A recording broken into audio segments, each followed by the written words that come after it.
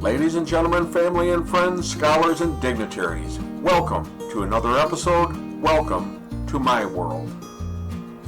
Hello, friends. So, in the 1960s, there was an iconic television show that broke new ground. It was a science fiction show that originally did not get good reviews, but soon caught on and started one of the largest and most successful franchises in history, Star Trek.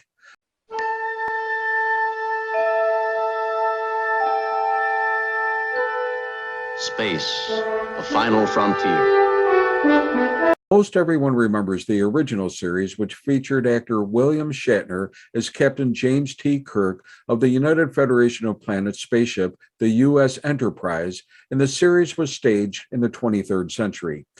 He traveled throughout the galaxy exploring new worlds where man had not gone before. He met new civilizations, encountered new difficulties, and he and his crew met and helped resolve numerous problems throughout these adventures.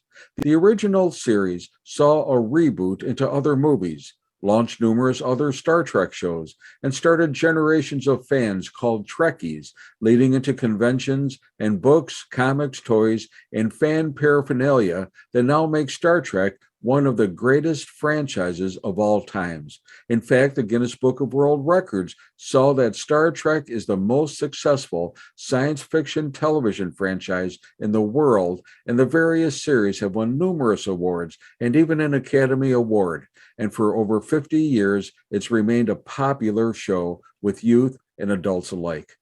But among many of the notable episodes, one stands out in particular.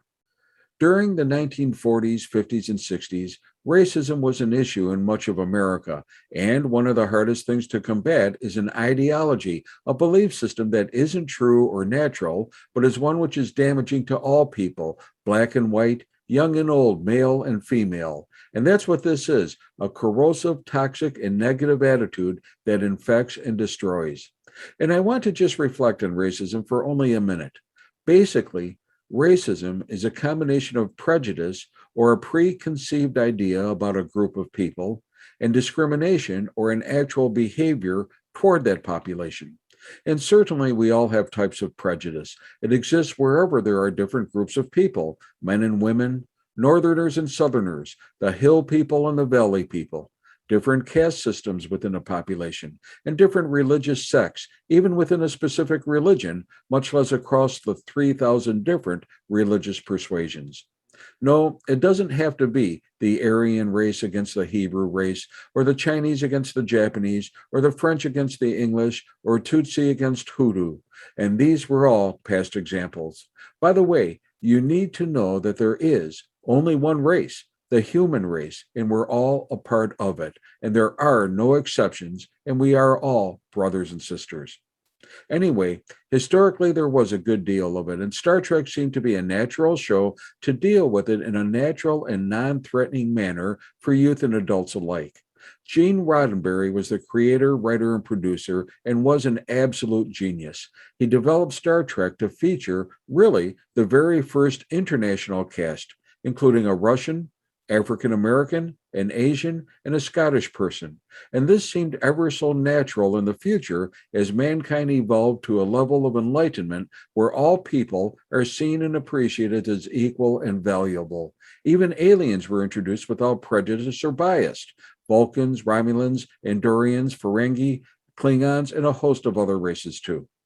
One episode even featured the first interracial kiss ever seen on television. It was between Captain Kirk and Lieutenant Uhura, and again, it seemed very natural and there wasn't any backlash from the public.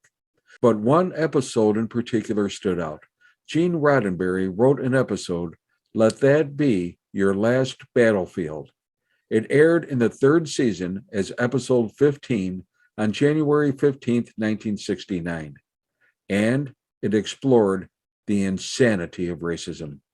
Now, to do this in a sensitive and non-threatening manner, Roddenberry had to frame the issue just a little different. He used a literary device whereby the characters were people everyone could relate to and yet not see themselves in the conflict until the very end. It did not feature white people or black people. It featured a person who was white and black in conflict with a person who was black, and white. And it featured the insanity of both destruction and self-destruction in a manner that is totally senseless and irrational for an entire race of people, in fact, an entire world, to destroy themselves simply because of the color of their skin. In the episode, the Enterprise encounters two survivors of a war-torn planet, Charon, each half black and half white, each so prejudiced and blaming the other race for their troubles, and each committed to destroying each other. The episode guest starred Lou Antonio as Loki and Frank Gorshin as Bale.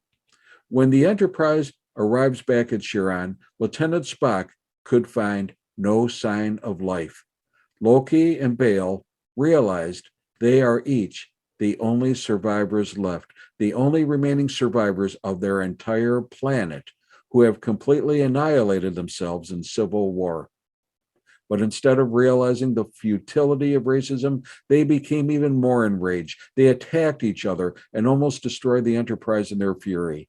Finally, Loki breaks away and Bale pursues him, and the two eventually beam down to the planet and continue their fight to the death. The Enterprise crew remarks sadly on their unwillingness to give up their hate, even despite the fact that there is no reason, nothing more to possibly fight for. And the amazing thing is what Captain Kirk says at the end. He says, "I don't understand. You are the same people from the same planet." It is obvious to the most simple-minded that Loki is of an inferior breed. The obvious visual evidence, Commissioner, is that he is of the same breed as yourself. Are you blind, Commander Spock? Oh, look at me. Look at me. You're black on one side and white on the other. I am black on the right side.